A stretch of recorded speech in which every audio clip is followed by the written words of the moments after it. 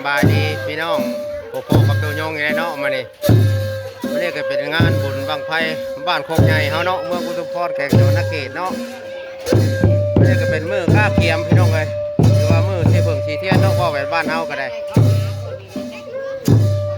บ้านใกล้เคื่อนเคียงมามวนกันเด้อเนาะมืออื่นเนาะวันที่30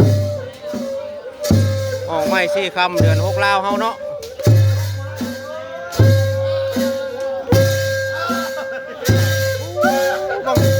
บังไพ่ไพ่ตู่นี่นะบังไพ่ไพ่นี่นะไม่ข่อยเนี่ยเนาะเจ้าชื่อมาบอกเป็นเจ้ารักมาบอกว่า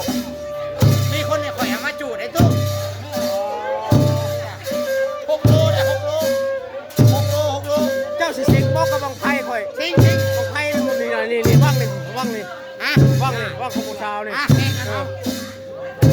แข่งบ่นี่ตู้ซิดนี่